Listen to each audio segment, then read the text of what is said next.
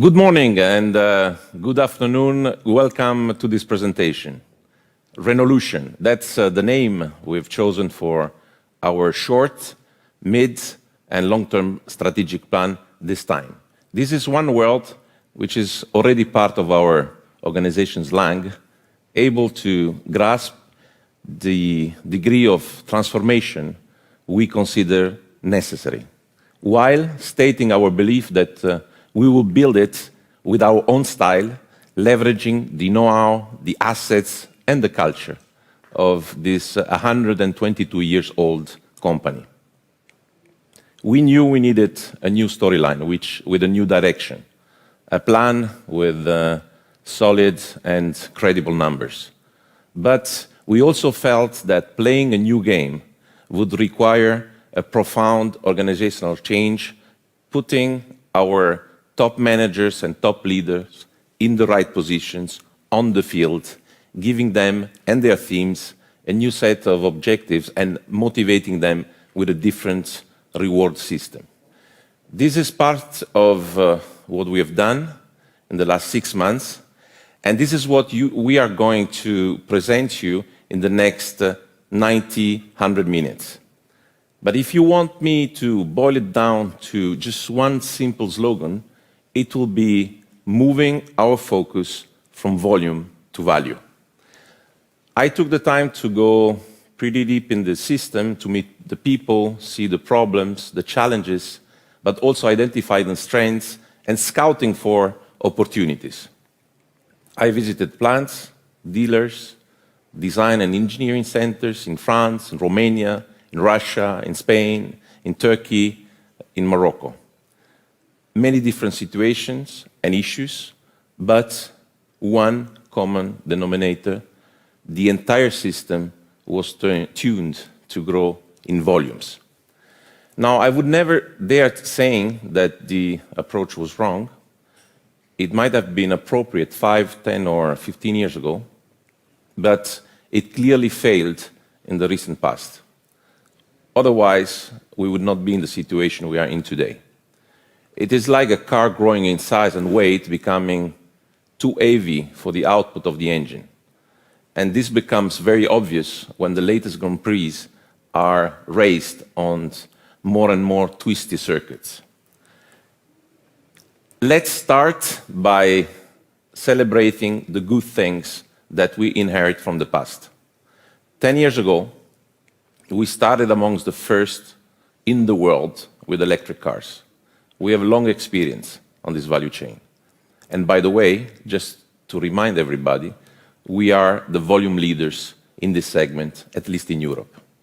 20 years ago, we engaged and proved that the global low-cost car was possible and sustainable.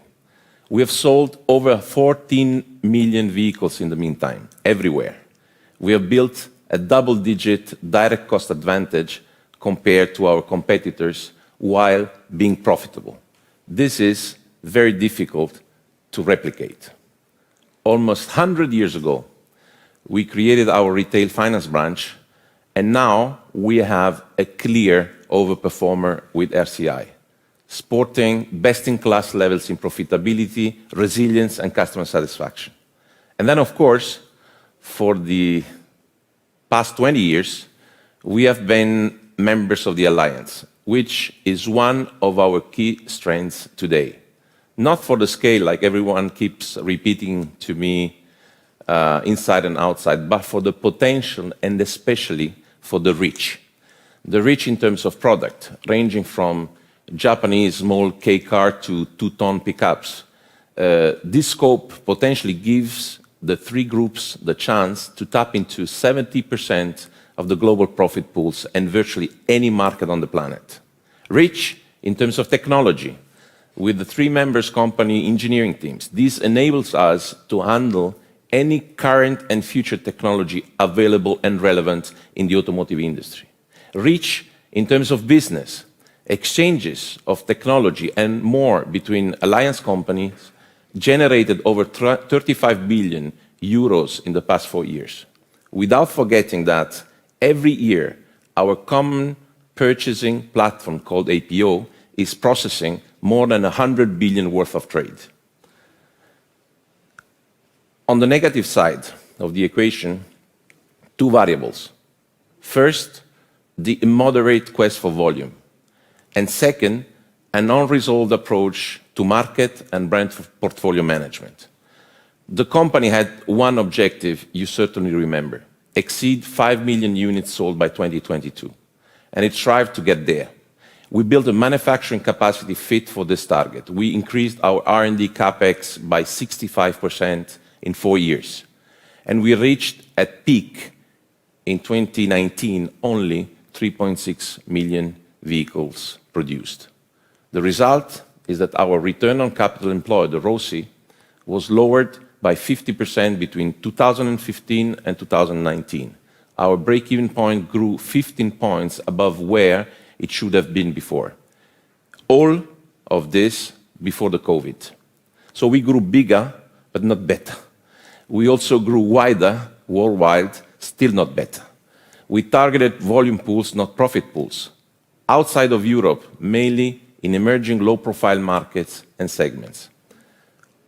After a decade of expanding our geographies, we sell cars in over 130 countries, but Europe still concentrates 3/4 of our profit. In fact, it may surprise you to learn that 5 European countries generate half of our profit. So expanding to over 100 countries has only brought us 25% of our margin. Expanding globally frequently brings also product diversity and complexity, and it happened to us too. Almost half of our lineup is made of region-specific models with suboptimal volumes. And we were not particularly disciplined with complexity in product development. So by counting the number of parts entering on average in each single plant, independently from the model, we realized that we were 20% above benchmark. Now, talking about brand portfolio management, you see here that we ended up with our 2 main brands selling cars in the same price ranges. On the right side, you see another symptom of the volume mantra. In Europe, Renault is well positioned in terms of pricing compared with other mainstream players. But when we went global, we looked for the easiest way to gain market share, selling entry-level cars. And my experience says that strong global brands have an homogeneous position across the markets. Now, let's look at the opportunities that we have. Over 2/3 of our sales are made in the B segment, when the C segment profit pool weighs 3 times more. And it brings an average of 30% additional operational margin per car. When you compare our operational performance in the last 5 years with our benchmark, half of the difference is here. We lost ground on the C segment in the most traditional European markets. It is as simple as this. I am seeing the C segment as a lost opportunity because we are talking about something we know how to do in segments where our customers are expecting us to be competitive. We did it back in the 90s, I remember, with the Megane family. Only we have not been able to replicate it since. In conclusion, the diagnostic is pretty cut and dry. Now we know what we have to do, and we have already started doing it as a team in the past 6 months. Reduce our break-even point, reduce unnecessary diversity and complexity, focus our investment on more profitable products, steer our business from market share to margins. This is obviously the first part of the game. Now let's look at how we have organized the work and how we look beyond just fixing the basics. I would like to take the chance to underline that this plan is not just a wish list. It is the sum of actions we have already decided and organized, and for some, already up and running. We have 3 phases within a horizon that looks beyond the classical 5 years of a plan. It goes from simply surviving the storm to putting the company in a better shape it's never been before. First phase is resurrection, running from 2020 to 2023. It will be clearly about cost reduction, margin, and cash generation. We are already totally in this phase. All efforts are focused on restoring our competitiveness today, which leads us to the second phase, called Renovation, spanning from 2023 to 2025. This is when we will benefit from a completely new and revamped lineup, electric and electrified, centered on larger profit pools and allowing us to finally leverage a portfolio of strong and differentiated brands. And then third phase is Revolution. From 2025 onwards, traditional OEMs will have to jump on the value chain of new mobility. Customer expectations are wider and different. It's about becoming a player in the data, energy, and services. We are getting organized to make the Renault Group a front runner in this race, scouting as of today for opportunities to make this company less dependent on traditional businesses. These phases have different endpoints, but it is important for me to say that for all three phases, the work is already underway as of today. I will now briefly hand over to Clotilde for a snapshot of our turnaround roadmap. Clotilde.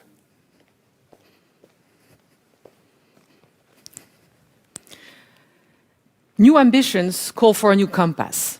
Indeed, we're also changing the way we measure our performance. We no longer talk about market shares, sales, and synergy records. We talk about profit, cash, and investment effectiveness.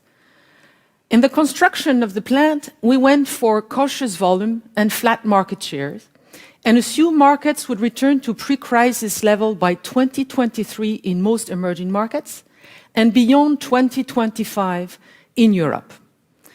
Any outstanding success of a product, any unanticipated rebound of a market, any opportunity to partner in order to synergize investments that might happen along the way will just come on top of these numbers.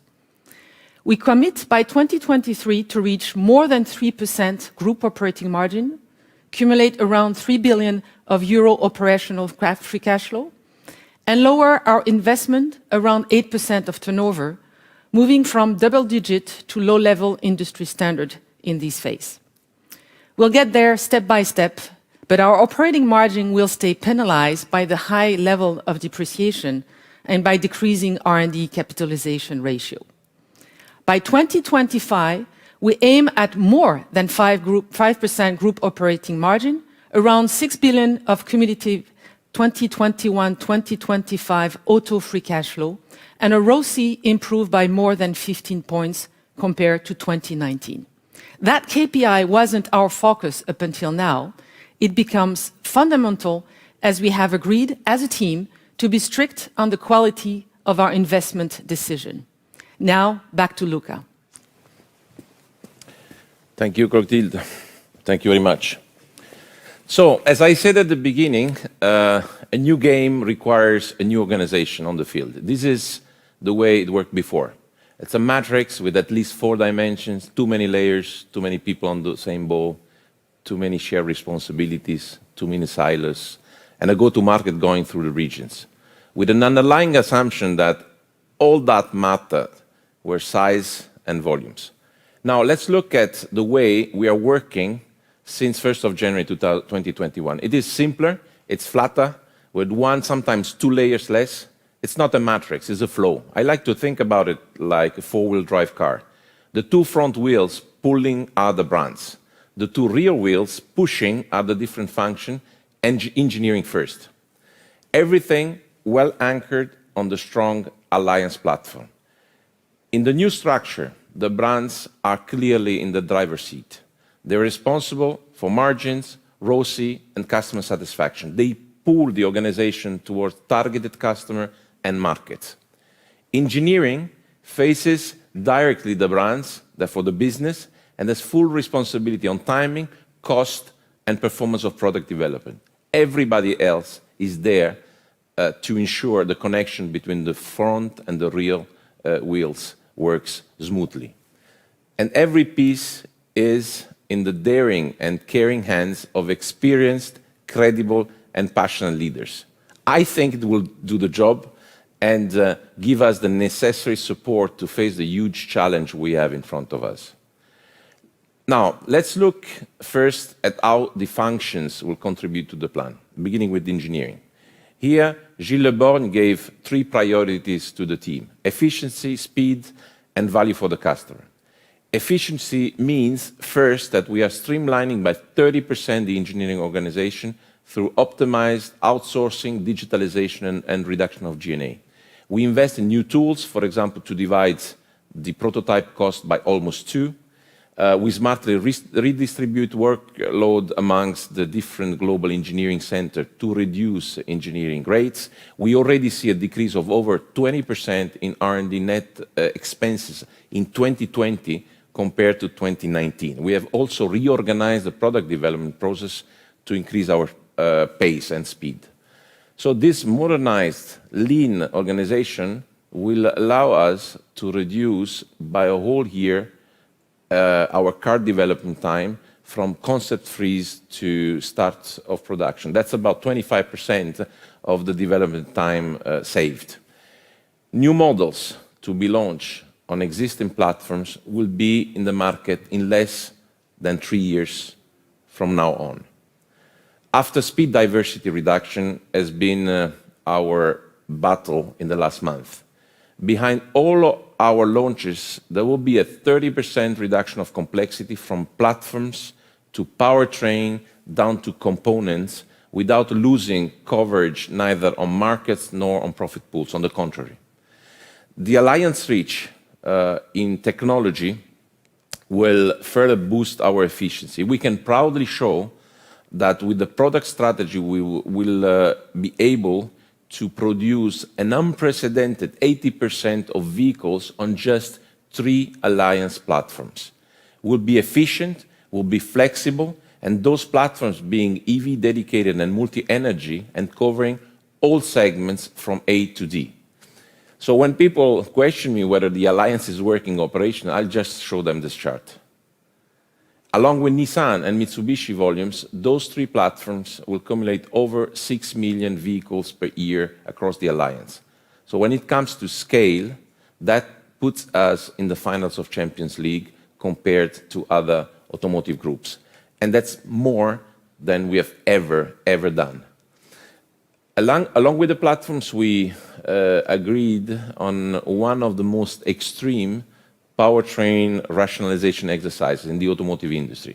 I know you are thinking that going ever greener comes at a growing cost.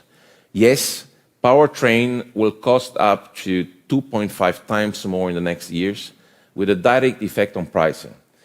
But over the same 10-year period, our pure electric powertrain cost will be divided by 2. The other good news is that for us, it has been already all invested. Energy mix-wise, we will be able to smartly leverage our legacy technology and invest in a future where we see Renault as one of the most progressive OEM in this direction. And it goes like this. We'll have fewer powertrains, equipping more vehicles, and spending on a wider horsepower coverage. We will reduce the number of powertrains from 8 to 4 families. But in fact, we'll only rely on 1 gasoline powertrain that, combined with the E-Tech modular hybrid technology, will allow us to cover low, mid, and high power, and therefore price ranges. So with that setup, I would say we consider that we will pass regulation on ICEs and hit CO2 objectives even beyond 2030 with very limited additional investment, as it will be about changing battery size or changing the electric engine. This technology, ladies and gentlemen, is one of the hidden gems in the house. 1 family of diesel engine, we have already invested, and will be dedicated to light commercial vehicles for as long as we need. But parallelly, we are working to integrate the most competitive hydrogen technology and adapting the current engines to green fuels.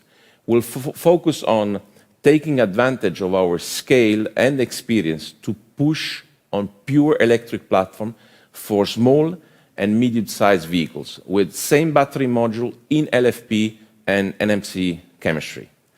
We are engaging in the future, playing the leader's game when it comes to energy transition. Now, the good news, I repeat, is that all investment in hybrid and BEVs are already behind us. Based on this strategy, and according to our modeling, we should be in the position to pass the 2025 regulation gateway. And for the time being, I can confirm that we have made it in 2020, and we are on track to meet 2021. But here's an information that might be interesting for you. We are already generating more contribution margin per pure electric car than per the ICE equivalent. In 10 years, we were able to reduce by half the cost of electric powertrain, and we consider that with the next battery generation, 2023-4, non-dilutive pure BEVs should be within our reach. For the E-Tech hybrid, we aim to reach the cost level of the European market leader in 18 to 24 months. This is our life insurance in the challenging times of powertrain transition, something that puts Renault in a very, very comfortable position. In the same smart way, we want to approach the integration of the key automotive technologies in our vehicles. The message in this chart is, I would say, pretty simple. We will be at best competitive level thanks to the possible sharing within the alliance and thanks to a very open approach to partnerships. I have already mentioned the scale and cost advantage we have on platforms and powertrains. On connected services and onboard AI, I have to admit that I was very convinced about the potential of the partnership with Google in the moment I drove the prototype of the Megane E a few months ago. It is a totally different user experience compared to homemade or integrated system by traditional suppliers I've known before. We will develop this partnership further simply because it brings something better than the competition for our customer. When we will be launching that technology as a world premiere on our mid-size EV next year, we will be leading the pack for sure, you will see.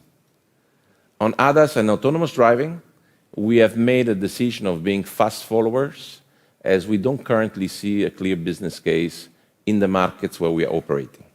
We will be quickly adopting technology, leveraging the Nissan push, who considers this application as fundamental in their strategy to compete in markets such as China or Japan, where everybody expects adoption will be faster. Now, let's turn to the work and the decision we have made on the industrial side. I suspect not many people know that the Renault Group is already industry benchmark for manufacturing costs per vehicle for the cars we sell in Europe. I would say thanks to a very cost-competitive manufacturing network, including Spain, Turkey, Romania, and Morocco. This is a fact.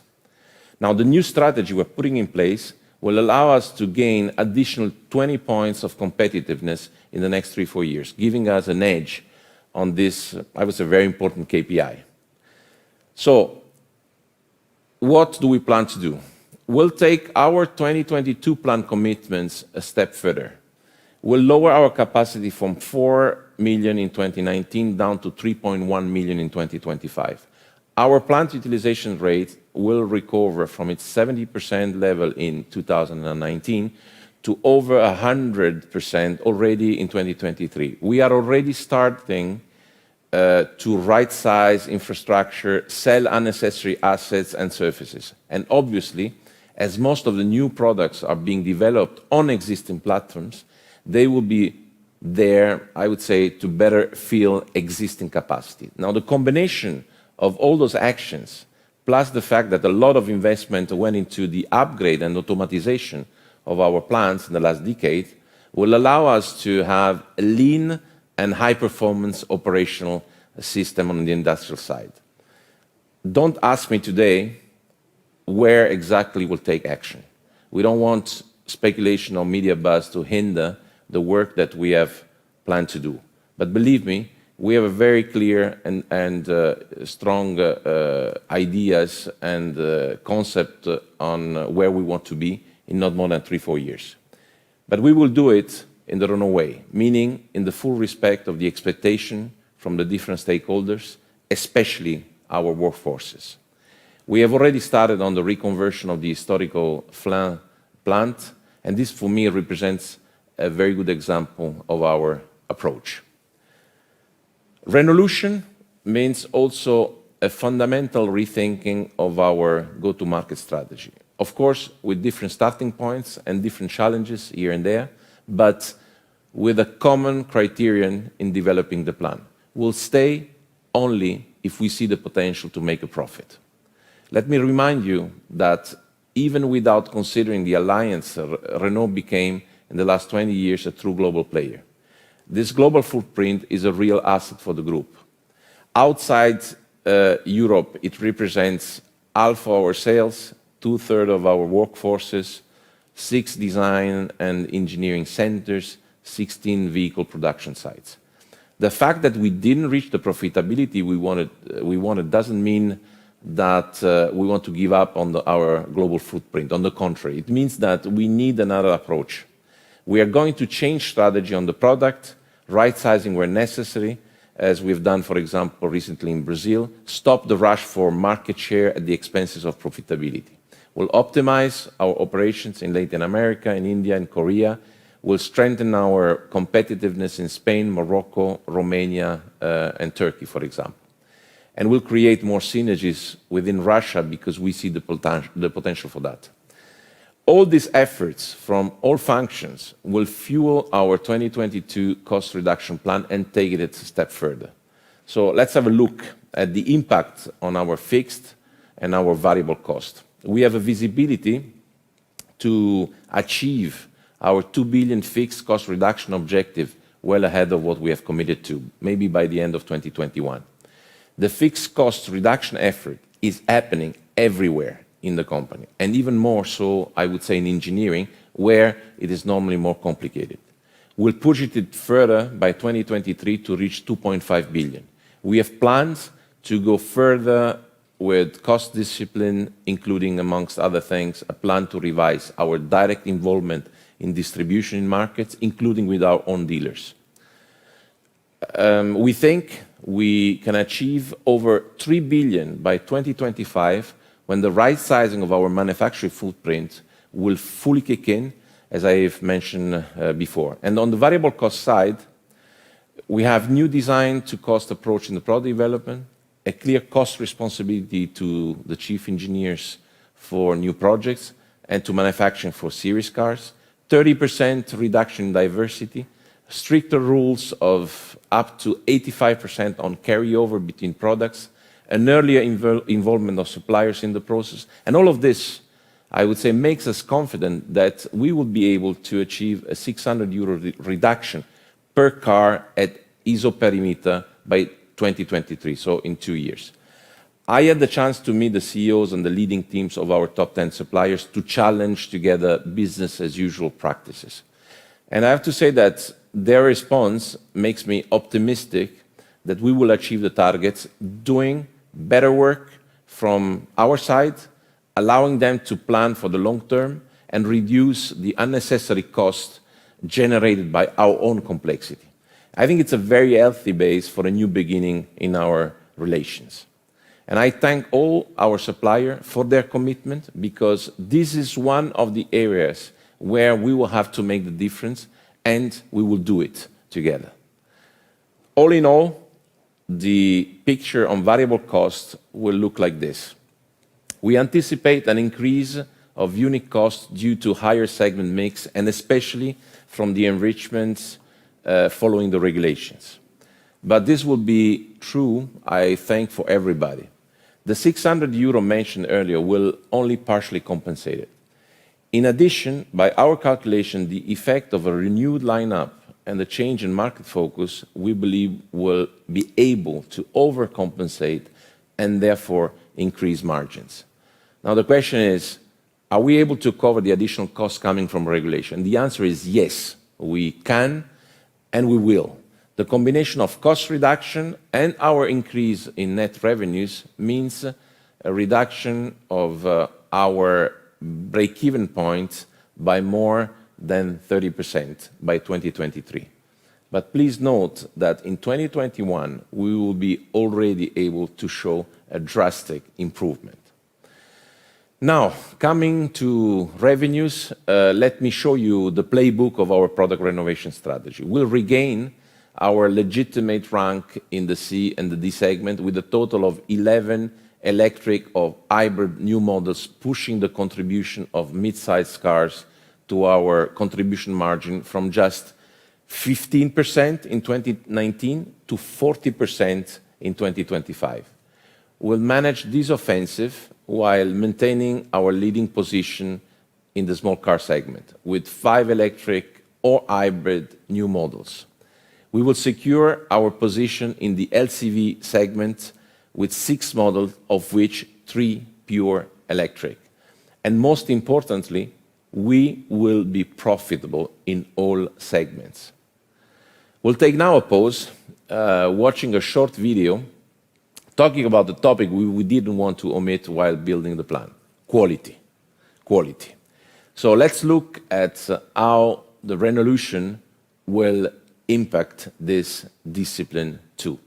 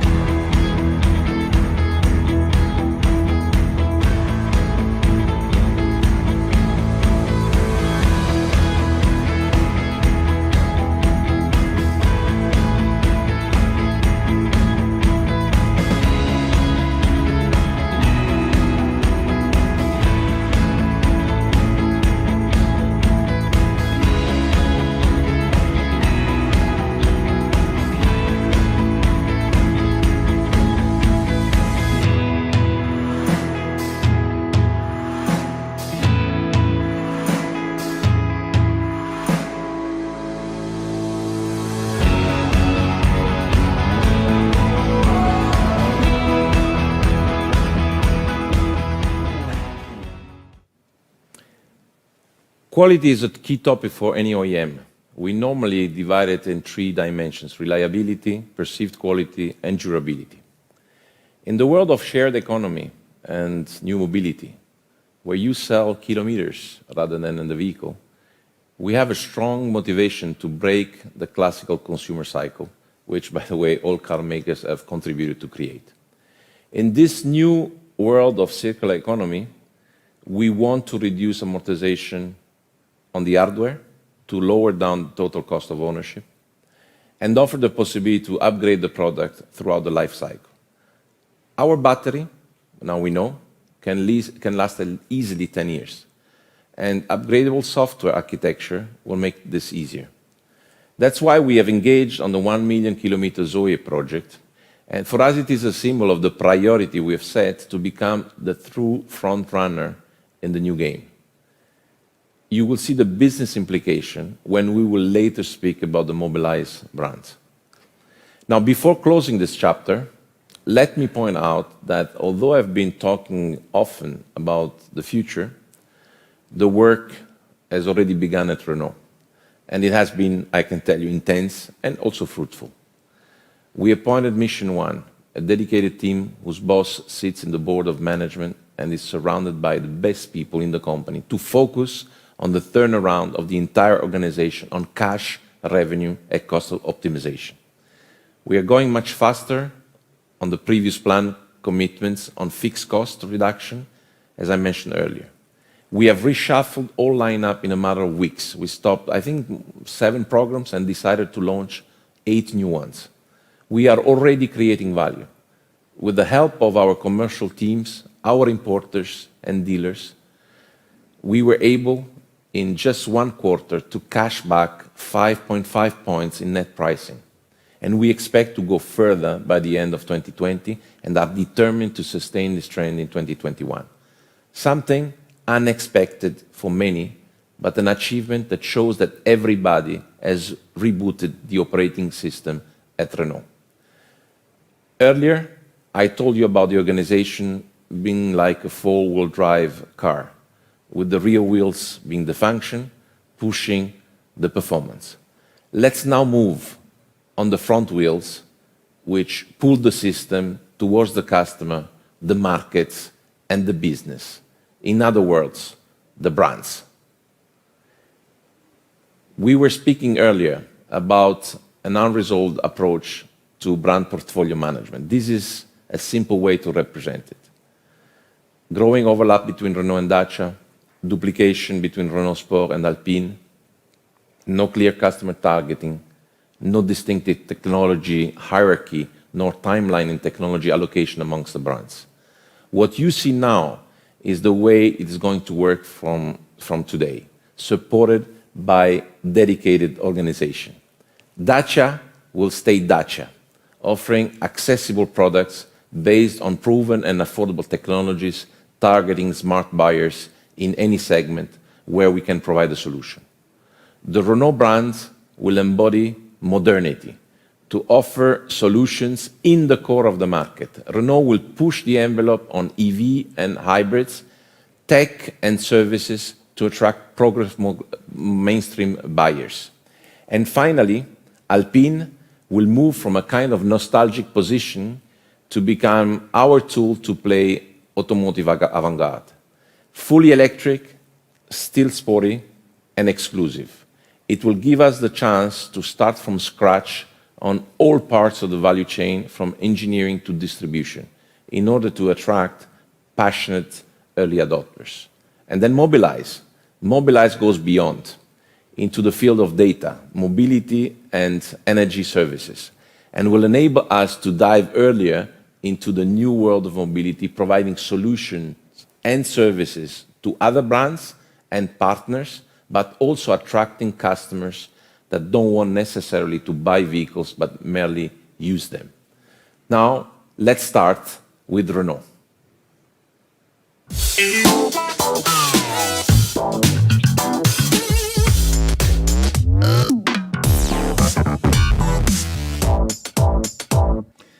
For the Renault brand, we say la nouvelle vague of European automotive. That's the ambition we gave ourselves in a time where a lot of disruptions and discontinuities are giving us the chance to kind of reshuffle the cards. Nouvelle Vague, as you probably know, was the name given to a new film style emerged in France in the 50s and the 60s, challenging the Hollywood mass market dogma.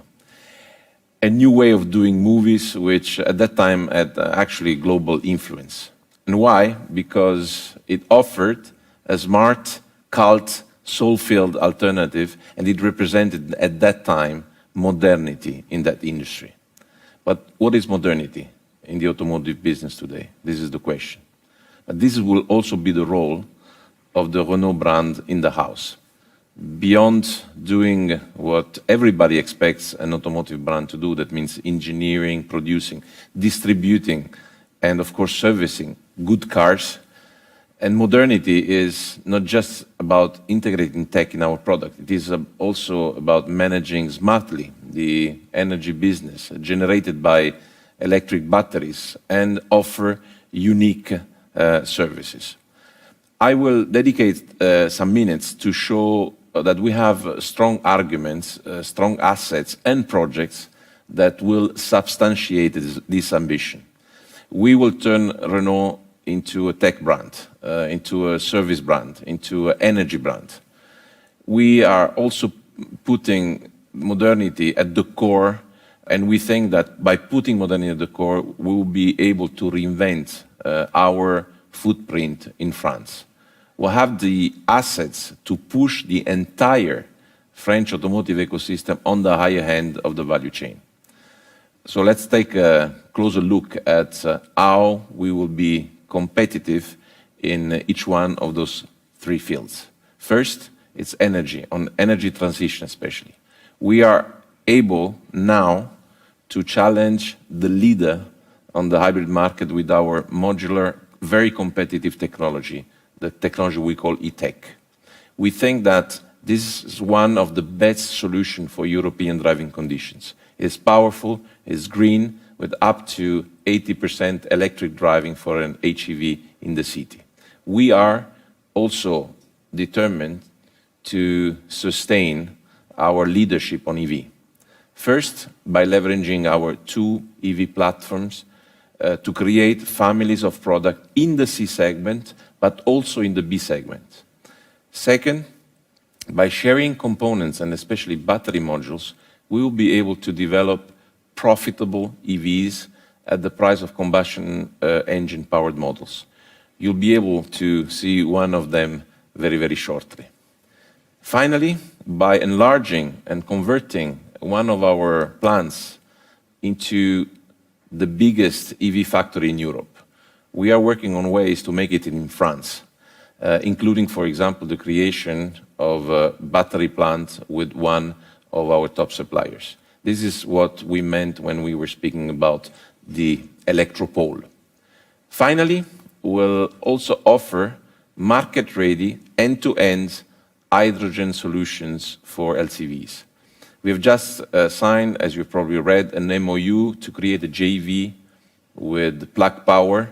Plug Power is one of the global leaders today. And together, we will design fuel cells LCV based on a Renault platform and offer turnkey solution for customer, including vehicle, including refueling station, and also decarbonized hydrogen delivery, the whole chain.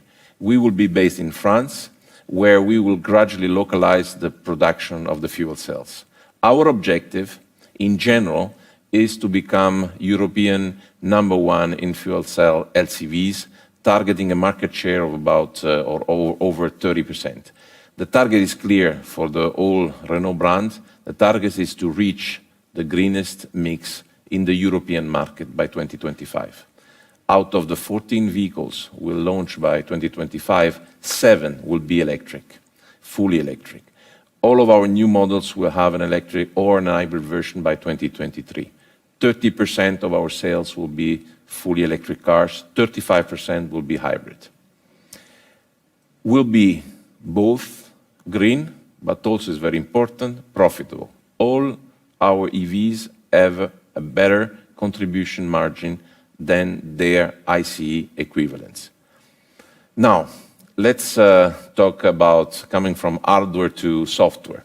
So better, let's talk about our new approach to software, an ecosystem that we call the Software Republic. This ecosystem approach aims at creating world-leading, next-generation mobility OEMs and suppliers, engaged in building European know-how and defending our sovereignty in these key technologies. We will develop joint expertise in user interfaces, big data, service platforms, operating systems, cybersecurity, embedded computers, sensors, actuators, just to name a few. Amongst the founding members of the Software Republic, we can see great companies such as Orange, Atos, Dassault Systèmes, and ST Microelectronics just as a start. You have to imagine the Software Republic as a giant real-world lab where experiments on connected autonomous cars can be led in a controlled environment in real time. To do so, we will open 100,000 square meters in our facilities to our partners. And in this space, software and other groundbreaking innovation will be developed and will be tested. We will offer proximity to our engineering infrastructure, to our technical skills, and we will include our Renault software factory. In this lab, we will bring 1,000 engineers and data scientists, I think the best you can find in the market. These activities will create, I believe, immediate opportunities for the automotive industry, but also for other sectors, such as defense, infrastructures, aerospace, telecoms, electronics, mobility, and of course, also the data industry. The Software Republic will be one of a kind in Europe, and Renault will be one of the founding members. So, how will this translate into our cars?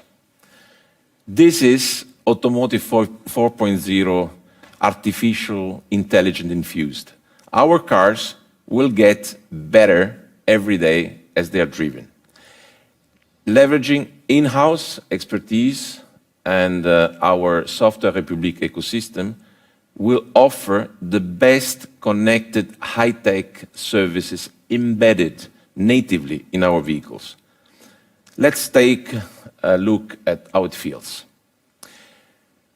With our in-house Renault app, we call it My Renault, our customers stay in touch with their cars, control them from their smartphone, and prepare their trips. In 2022, Renault will be introducing My Link, a new infotainment system with Google built in. Will be the first car maker to bring Google services to mass market cars. With Google Maps, navigation will be personalized based on the car user's frequent destination, including enhanced electric vehicles functionalities. Car users will access their favorite apps on Google Play and control car features hands-free by voice. Our cars will become more intelligent every day. In the future, they will adapt their functionalities proactively to meet the needs of our drivers. Our vehicles will gain value over time. They will be constantly enriched with new features which will be offered to our customer over the air. Megane E will be the first vehicle equipped with My Link starting in 2022. Now, on top of getting more intelligent, the second characteristic of Renault product is that they will last longer. You have seen our remanufacturing and refurbishing services work with the Zoe just a few minutes ago. We plan to make it a hallmark of our brand. This is particularly relevant in the fleet world, but also in the mobility world. This approach will have a big and positive impact, for example, on our residual values, but not only. So by taking a fresh look at Flin, we actually came to realize that we are the biggest recycler in this country. We have a clear advantage when it comes to second life and end of life of batteries. Or in other words, a lot of money is available during the life cycle. And the control of this part of the value chain has the potential to fundamentally change the business case of electric cars. At the refactoring Flin, we will recondition more than 100,000 used cars per year. We will repurpose diesel light commercial vehicles and convert them into biogas and pure EVs. We will upgrade mobility platform vehicles with new batteries. We will collect used batteries and find them a second life. And this is also why we say that Renault vehicles will actually last longer. I think this is also a strong commitment to sustainability. So now let's conclude the Renault brand section with a classical product planning chart, actually not a very classical one, and also with the go-to-market strategy before coming with a little surprise today only for your eyes. When you look at the chart in summary, in 2025, we will be launching 14 Renault core vehicles. 7 will be full electric vehicles, 7 will be in the C and the D segment. It is a double down on both electrification and mix improvement. In Europe, B segment launches are 100% electric. And because our EVs already today generate a higher contribution margin than their ICE equivalents, the segment will remain a pillar of profitability for the group. Our CD segment launches are 100% electrified and will total 45% of our sales mix in 2025. The consequence of this product plan, and I must say, taking some cautious assumption on volume and pricing, is that we will increase our average price by up to 5,000 euro by 2023 and more than 7,000 by 2025. Speaking about market portfolio management this time, I want to say that for sure we want to stay global, but with a different philosophy. We'll reconquer our position in the C segment in Europe to generate margin first, but we will also focus on more profitable segments and channels in countries such as Russia, in Brazil, in India, and in South Korea. This is the approach and the strategy. Finally, I'd like to say also that once we would have settled the current challenges that we have in China, we will consider coming back because it's an important country. And when we do so, we will skip, I think, directly to the next generation, directly to the 6G, if you will. We are aiming at being profitable in all markets by 2023. Now, let me finish before leaving the stage to Denis Levotte, the CEO of Dacia Lada Business Unit. Let me leave you with something showing what Renaulution means when it comes to product.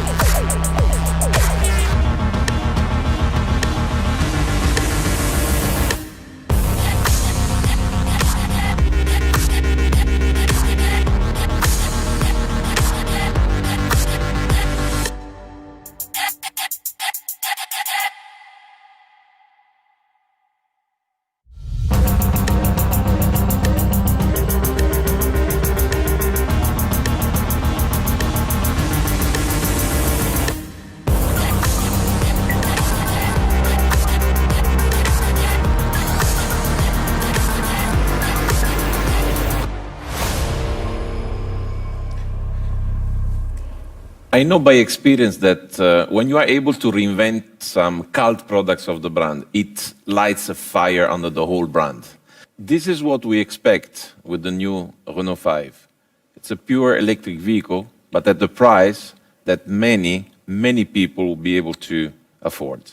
And this is only the beginning for the Renault brand.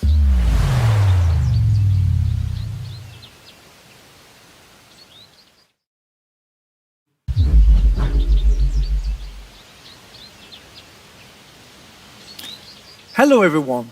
I'm happy to present you the brands Dacia and Lada together. In fact, these two brands have a lot in common, and this is why we decided to bring them closer in the organization. Indeed, they both sit on a very cost-competitive technical, industrial, and distribution setup, making each of them a very profitable business. This model is something very difficult to replicate, at least for our European competitors. Behind Dacia and Lada's popular lineup lies a unique, all-weather business model. First, a frugal and disciplined design-to-cost approach in the product development, leveraging the best technically proven and amortized solutions in the group. Second, a labor cost of less than a quarter of what we see in Western European countries, combined with a very high local integration ratio. All this brought together gives to our cars a double-digit cost advantage versus competition, completed by a very lean distribution model based on low discount retail sales. Both brands stand for real value for money, and both address the smart buyers, which represent more than 20% of the world global demand. And that is why we sell lots of them. You might know that Lada Granta and Versa are number 1 and number 2 in Russia. You might not know that Dacia Sandero is the most sold nameplate in Europe, if you consider the pure retail market. Duster is the most sold SUV on the same perimeter. These blockbusters show that value for money never goes out of fashion. The idea behind the creation of the business unit is that Dacia and Lada will remain separate companies with their own brands, history, and strategy. but they will benefit from more dedicated, focused, and coordinated governance. More importantly, they will be better integrated within the Renault Group to leverage synergies. Let's see what it means from a technical standpoint. Concretely, we have decided to base both range of product on the very cost-competitive and flexible CMF-B platform. We are talking here about more than 1 million cars per year to be produced in competitive locations: Russia, Romania, and Morocco. We will go from 4 platforms to 1, from 18 body types to 11, with up to 85% carry across between the models. And finally, upgrading the substance of the product from a quality and technical standpoint, as this new platform is brand new and recently invested. But now let's talk about the product planning. The idea is also to unleash the potential of Lada and Dacia, making them full-fledged international brands, enabling them to go beyond their current perimeters in terms of markets and segments.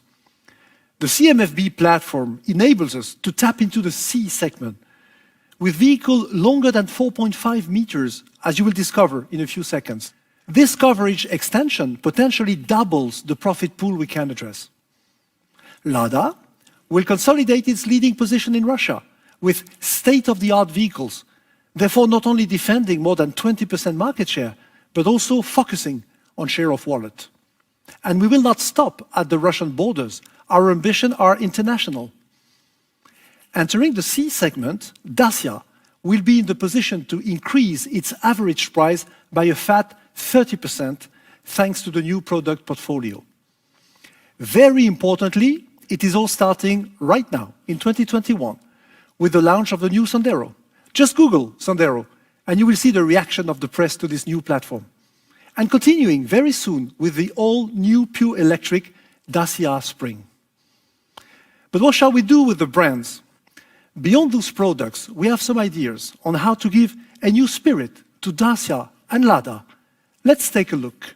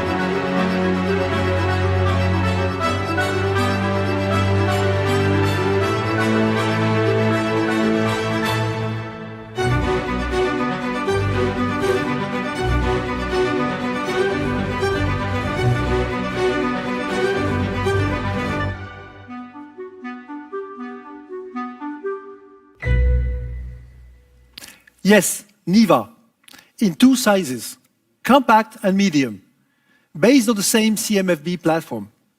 Niva is a cult product, and not only in Russia. It is the Russian automotive proxy of the Swiss Army knife, a technical product for usage in extreme condition, 4x4, high stance, short gears, and robust construction. We all know that any Russian family has a story to tell about the Niva, like any French family with Renault. Furthermore, we think this product has a space beyond the Russian market, as they've always had. So besides the complete renewal of the mainstream range, the relaunch of the Niva will enable the complete repositioning of Lada as a brand. And now Dacia. Shall I say, tout simplement. Dacia will stay Dacia, always offering the best value for money proposition in all segments we play in. But we want to bring the brand to higher grounds. Take a look at this.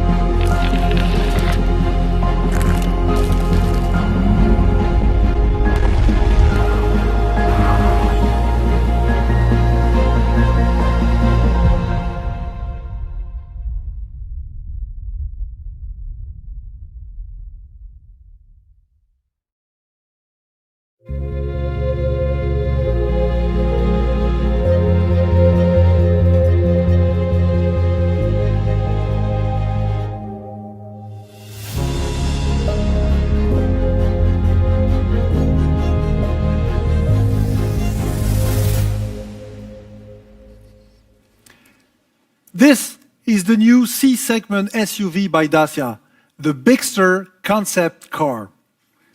4.6 meter long, on the cost structure of a B-segment car, and it can be fitted with alternative or hybrid powertrains for compliance with CAFE or local regulations. As a conclusion, our strategy for the two brands consists in 4 pillars. Maintain the unique business model based on design to cost competitiveness and lean distribution. Enhance industrial synergies between Dacia and Lada with CMFB platform and diversity reduction. Reinforce brand identities for each brand. Expand lineup in C segment and increase average price. To sum up, Lada is rough and tough from Russia to the world, and the Dacia brand is the best value proposition in its segment, still with a touch of coolness and outdoor flavor. Tout simplement. Thank you.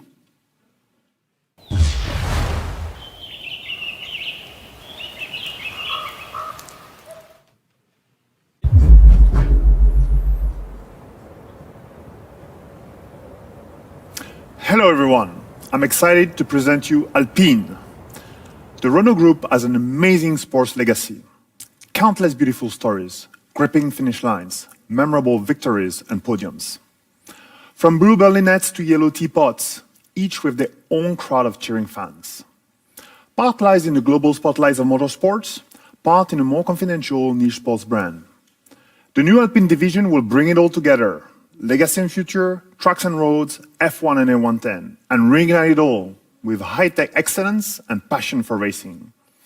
Welcome to Alpine, the avant-garde brand of the group.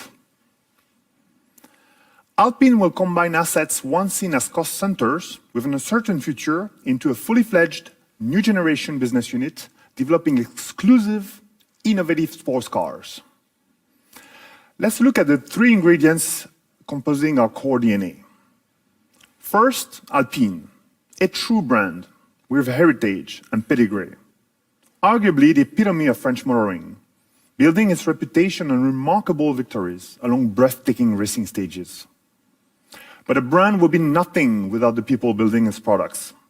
As such, Alpine is also a factory, packed with high-end craftsmanship and savoir-faire, as we say in Dieppe.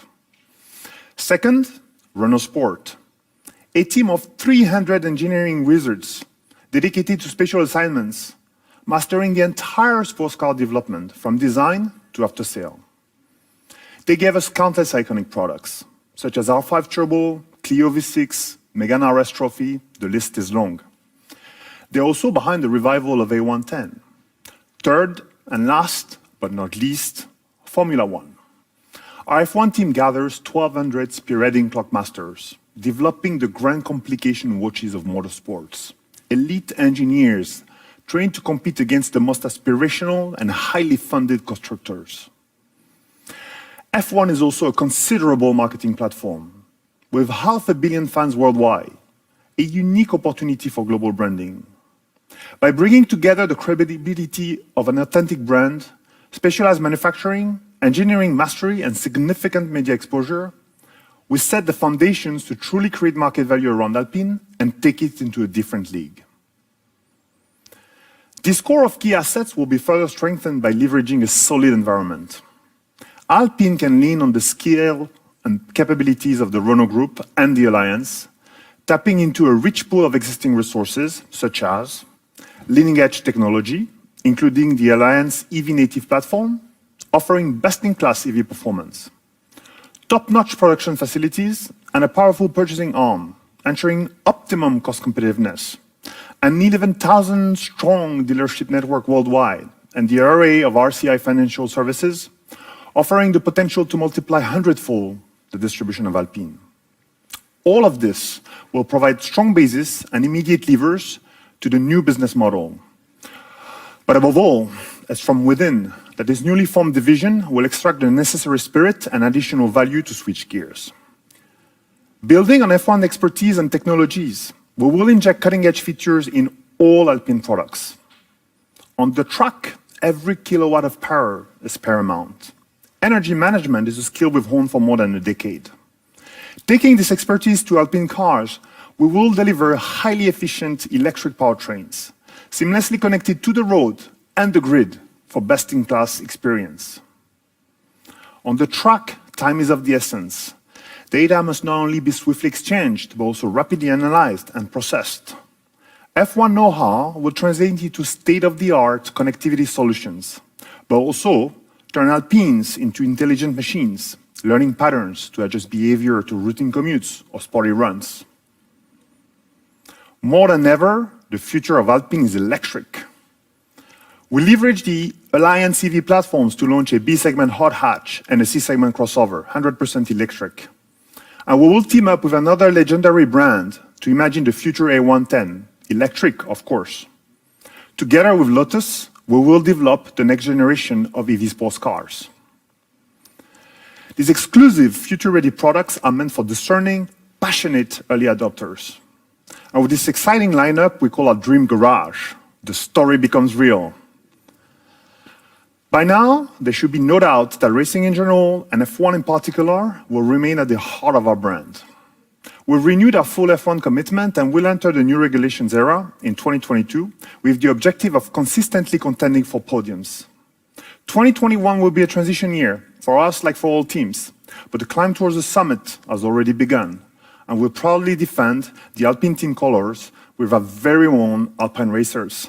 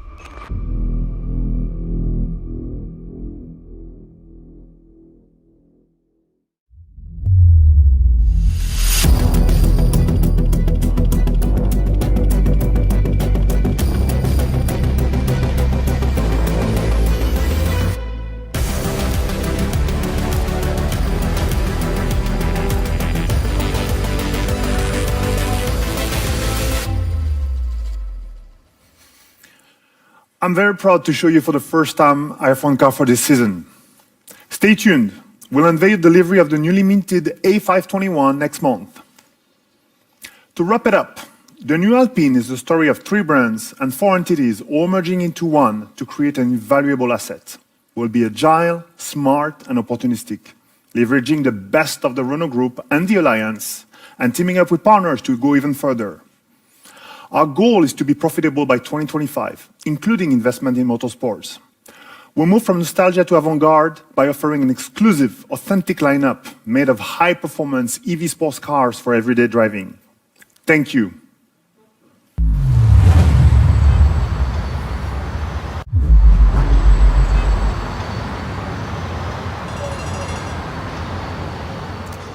Let's now move beyond automotive. Mobilize is a brand on a mission. Embracing disruption will help solve 3 major challenges of the auto industry. First, the gap between usage and cost. People pay 100, but use only 10. Second, the rapid loss of asset value. We will fight against a residual value dictatorship, the one imposing that new vehicle value should drop by over 50% after 3 years, independently from product physical obsolescence. Third, emission. In Europe, the auto industry weighs about 15% of the CO2 global emission. We strive here for a zero impact. Why are we embarking on this mission? Because many customers are expecting more from automaker. They move away from consumerism and wish for responsible, efficient, clean solution. As a car maker, we have all the assets and expertise to choose the role we want to play in the new car usage. We'll transform this disruption into opportunity for profitability. Beyond the core auto industry, we'll capture new growth territory. The value chain is evolving quickly. value pools are shifting up towards moving to mobility, energy, and data services. All in all, these three value pools will grow by 40% from 2019 to 2030 to a total of over 370 billion euro in Europe alone. This will be the playing field of Mobilize. Why will we succeed? Because we have unique assets and a smart business approach to leverage them. First, we know how to make cars, more than cars, purpose-designed vehicles meant for mobility services.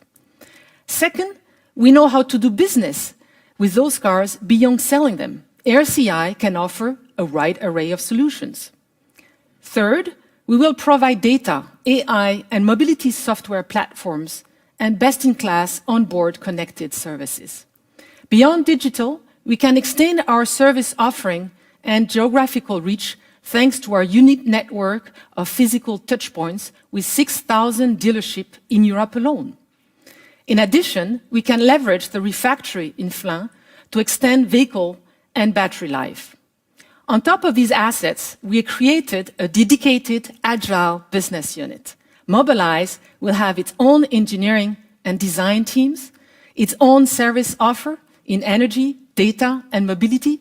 It will also benefit from Renault Venture to work with startups. Now, how will we create value for all stakeholders? First, as mentioned, our purpose-designed vehicles will be engineered for mobility services.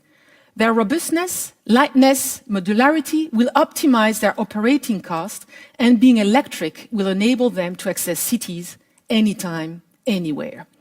Let's take an example.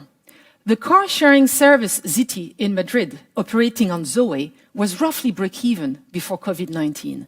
It was a successful mix of using algorithm and leveraging Renault dealers. Imagine the impact of using Spring, which is twice as cheap. In average, we aim at reducing operating costs by a minimum of 20%. Second, we'll make fleet acquisition easier. The financial services provided by RCI will allow fleet operators to subscribe, lease, or pay-per-use. This way, fleet ownership costs can become variable. Smartly financed, fleet operation can turn into an asset-light model. Third, we will increase car usage thanks to our dedicated mobility, data, and AI platforms. We leverage the Renault Software Factory, the Software République, and partners to develop leading-edge algorithm and data processing software. This will allow better prediction of users' demand and better allocation of vehicles. We aim at increasing the rate of car use by at least 20%. Finally, we'll offer maintenance and recycling services for car-sharing fleets. And when our vehicles are no longer fit for use, we have a sustainable solution. End of life for an electric vehicle does not mean end of value. At the refactory, we can recycle used electric batteries by giving them a second life as a stationary source of energy. This will generate at least €1,000 per battery. Let's now take a sneak peek at our cards up our sleeve. This lineup is adapted to the most critical new mobility needs: car sharing, ride-hailing, last-mile delivery. And we're also working on on-demand transit. Let's start with our ace, Easy One. Easy One is a snappy two-seater fit for end users, operators, cities, you name it. Cost efficiency meets durability. Easy One zooms around, single or dual. It's electric and modular. The rear seat can turn into a trunk. Its exchangeable batteries will make it independent from public infrastructure. Made out of 50% of recycling materials, it will aim to be 95% recyclable. On to the King. The King is the latest Dacia Revolution, all electric, lean and affordable. That's the best cost of ownership operators can get for a four-seater. And like all Dacia vehicles, it's robust, practical, and focused on the essential. The Queen. The Queen is entirely designed and developed for ride-hailing. It has an autonomy range above 400 kilometers. It will offer best-in-class roominess and comfort which is 4.6 meter length and 1.8 meters width. Finally, the jack of all trades. The vehicle we draw on our concept car EasyFlex. Its last-mile delivery solution is agile and practical, with an innovative loading and unloading module. And its cabin is especially designed for high-intensity door-to-door delivery. This is our hand of cards to win the mobility services game. Now let's see what an ace on wheel can do.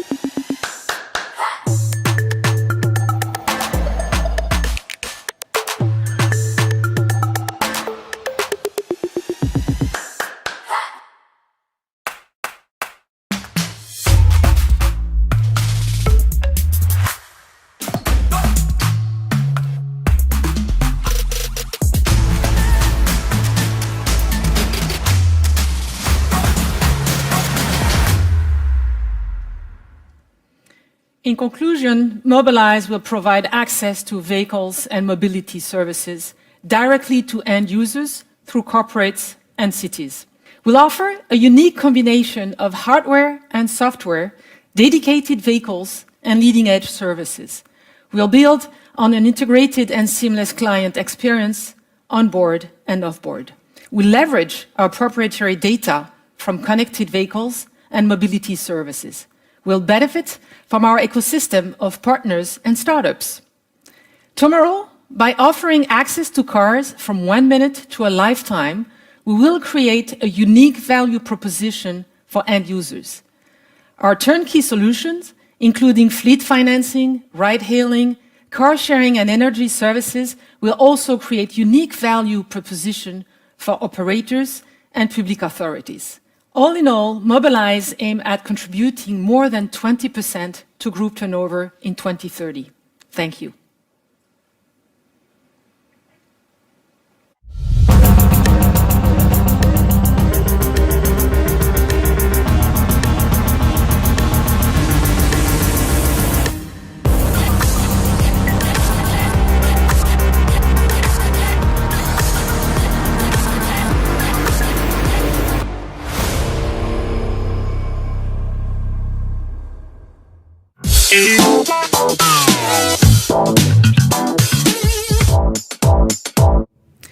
Let me take back my CFO hat with my usual bias: under promise, over deliver. Let's be clear. The Renaulution marks a new beginning for the group. In order to illustrate how we will exceed 3% operating profit by 2023, we have split the impact coming from external factors and the one depending on us. We're not betting on a strong recovery after the exceptional 2020 situation. But even though this visibility remains limited, we expect around 25% increase in our main markets in the new 3 years versus 2020. The season bar shows the main external factors like raw material, forex, and the non-recurring cost reduction related to the 2020 lockdown. We also have in this bar the provision we have accounted for in order to cover unexpected risk. The next bar is what we expect from our commercial performance and sales to partner. The impact is negative because our focus is no longer on volume, and sales to partners assumptions are based only on the existing contracts. Therefore, the chart does not reflect any potential new business upside. Cost reduction will be the strongest lever for our margin improvement. As I already told you, part of the cash cost reduction is not helping the P&L, as the lower capitalization ratio and the increase in depreciation will limit the P&L improvement. The second major lever is the mix price enrichment. Beyond the pricing policy, the mix will increase as we have a clear ambition to do better business rather than more business. Enrichment will come from the required electrification of our lineup, But even after these costs, this bar should be a strong positive. The last bar is the increased contribution of Avtovaz and RCI. Here as well, we have been prudent when setting the assumption. We told you that cash generation was our top priority. The cumulative cash flow from 2021 to 2023 is going to more than cover our investments. This will be the consequence of the improved cash profitability and lower investment. I must add that the cash flow assumption includes a dividend payment from RCI to the auto business, and as you know, the timing of this payment is subject to European Central Bank decision. The working capital improvement should generate some cash inflow, sufficient cash inflow, to the same tune as a restructuring outflow for the period under review. But we have not factored in a strong working capital inflow, as once again, we base this plan on the quality of the business and not on volume. We will keep our investment in R&D under control. First, because we've passed the peak and invested in the most advanced technology to comply with ever stricter regulation. The investment may not have been the wisest, but at least now we have good assets to build on. The second, because we made decision to stop programs that were too expensive to provide a good return. R&D costs should decrease from about 11% of revenue to below 8% by 2025, thanks to a clear focus on ROCE and much lower diversity and complexity. At the end of H1 2020, despite the COVID impact, we had 16.8 billion cash in hand and confirmed credit lines, including 5 billion euro state-guaranteed credit line. During Q3, we have drawn down 3 billion of this facility, and then another 1 billion in December. The reason why we have decided to use an additional tranche is that this facility was to disappear at the end of 2020. And given all the uncertainties with the pandemic, we thought it was wise to increase our war chest. The reimbursement schedule that you see on the chart does not include the redemption on this credit facility, as we want to keep the benefit of its relatively flexible reimbursement term. But in any case, we'll keep our liquidity reserves, including the confirmed credit lines, at a minimum of 20% of our revenues. As you see, our destination is a place where the operating margin will be at least 5%, with a total cumulative free cash flow of 6 billion euros between 2021 and 2025, and finally, an improved ROCE by more than 15 points. And I think this guidance confirms the turnaround underway in the company. Thank you, and back to Luca. I would like to take a minute to comment this turnaround roadmap. A minimum of 5% of operational margin might seem a warm ambition. First, let's not forget where we come from. A little over a year ago, before COVID hit, our results started to deteriorate with an automotive operating margin down to 1.3% in H2 2019. Last summer, we reported a negative operational margin of 1.2 billion euros and a negative free cash flow of 6.3 billion euros. Second, our numbers are bottom-up and rock solid. Our assumptions are cautious. We did not bet on any market or partnership upside, as Clotilde said. Third, this financial performance will be the consequence of a profound transformation of our operations. We've set the basics, steady, healthy, sound foundations for a sustainable performance. To do so, we have done more than just resizing and cutting excessive costs. We streamlined our organization with a purpose in mind. We have stopped programs, initiated new ones, and reallocated our capital wisely. We concentrated our efforts on highly efficient, modular, multi-energy and full electric platforms. 80% of our production will be based on them. One single family of ICE powertrains will equip all our passenger cars. We push the boundaries on variable cost reduction, embarking our top suppliers with us. Together with our efforts on pricing and sales mix, this will allow us to face the regulation-induced variable cost peak and still be profitable. These cost reduction efforts don't just aim at downsizing Renault. They aim at turning Renault into a leaner company ready to grow again. This leads to a stronger operational resilience with a break-even point lowered by 30% and more. And that's only the beginning. Meanwhile, we'll build an in-house capacity to face more regulatory challenges, innovate, and offer competitive, tech-infused smart vehicles. This in-house capacity is supported by brick and mortar assets like the Electropole, the Software Republic, and the Refactory. It also supported by new skills and expertise from the AI, data specialists, microelectronics, and software engineers. This in-house capacity will be the foundation on which we will build our own business within and beyond traditional automotive value chain. It is very clear to all of us that today we are a car maker integrating tech, but tomorrow we want to become a tech company integrating vehicles. And we have already started the journey. Before ending this presentation, let me say 3 last thanks. First, I would like to hand over the stage to my dear colleagues and partners, Uchida-san, CEO of Nissan Motor, and Kato-san, CEO of Mitsubishi Motors. I have presented them our strategic plan. They could not be with us today, but they did it the kindness of to say a few words. Thank you, Luca. Hello, everyone. Today is an important day for Group Renault.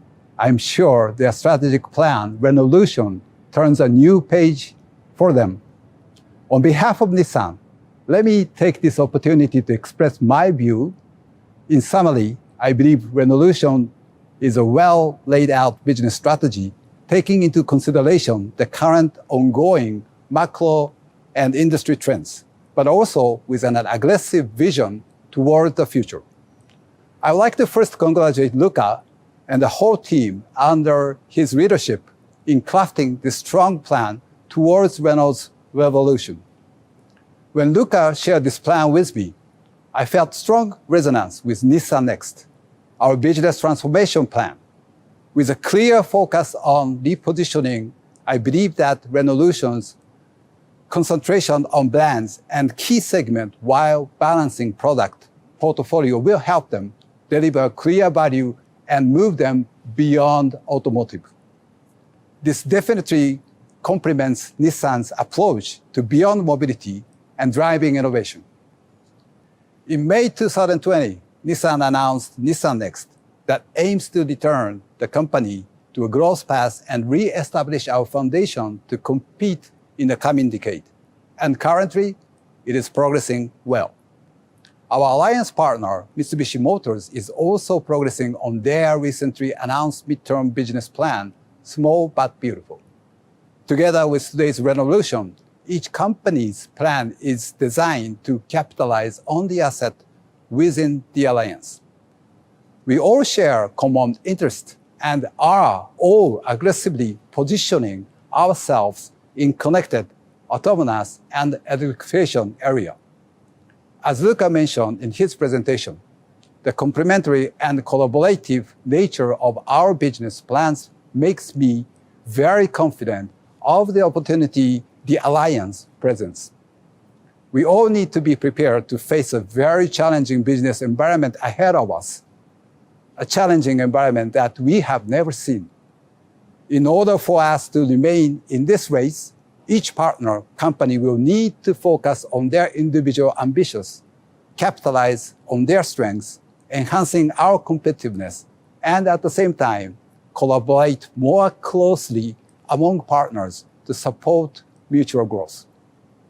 It is critical that the three companies further enhance their combined strengths.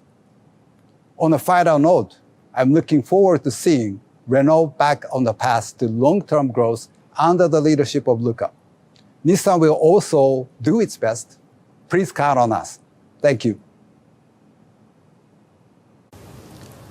Hello, everyone. I'm Takao Kato, CEO of Mitsubishi Motors. First of all, thank you very much for giving me the opportunity to make a comment on Renault's new strategic plan, Renaulution, developed by Luca and the colleagues of Renault. After hearing Luca's impressive presentation, I'm more confident that Renault can achieve the goals of this challenging but dynamic plan, which leads Renault to realize further growth. In July 2020, Mitsubishi Motors announced our 3-year midterm business plan, Small but Beautiful. Renaulution and Nissan Next both resonate well with our plan, helping us pursue value rather than scale or volume. I believe Renault's 3-step approach to 2030 allows for agility to adapt and evolve to the many uncertainties we face today. Mitsubishi Motors is now focusing on completing our structural reforms and further strengthening our competitive areas. I am glad to see a similar synergetic approach in Renault's plan. The current plan allows for many areas of collaboration among the alliance partners and leverage collaboration as Renault strengthens their position in Europe. Nissan pursues their core market strategy in the US and China, while MMC concentrates on ASEAN. As I said, the world has been facing with very difficult situation, and it is going to continue for a while. However, I believe that we, Renault, Nissan, and Mitsubishi Motors can overcome this tough situation and achieve our future plans by holding hands together. Thank you, and all the best to Luca and all colleagues of Renault. Thank you, Chia-san. Thank you, Kato-san. Arigato gozaimasu. I know you are watching us from Yokohama and Tokyo. Your support is most valuable to us. I also want to take this opportunity to thank the Renault board for their contribution and support. And second thing I wanted to say is that electrification is only one pillar of our CSR strategy. As a leader in this industry, Renault has an ambitious CSR plan which will be unveiled at the General Assembly in April, along with our new corporate purpose. I can already tell you that our CSR plan will be bold and revolve around 3 main topics: environment, safety, and inclusion. Finally, I'd like to say thank you. Thank you for your support in general in these tough times. Thank you for your attention on this very intense 90 minutes. A special thanks goes to the people, all the people that contributed to develop the plan and organize this event. Even though some of the ingredients were already in the house, most of these projects have been created and activated in the last 6 months. It tells you about the speed and energy moving our employees in this time of crisis. The Renault people want their company moving away from the state in which it has been recently. Imagine what might happen if we continue with that level of dynamism for the next 6 years. A particular thanks goes to the 40 colleagues of The Source. You see them on the screen, the team that helped the board of management feed and structure the plan. Our team has put all its energy in it, and the most important thing for me is that Renaulution is Renault people's plan. Seeing what I've seen, the project, the team, the leaders, I am now, after 6 months, very optimistic that we will turn this company around and succeed. So thank you very much. We will open now, after a small preparation, to your question in a few minutes.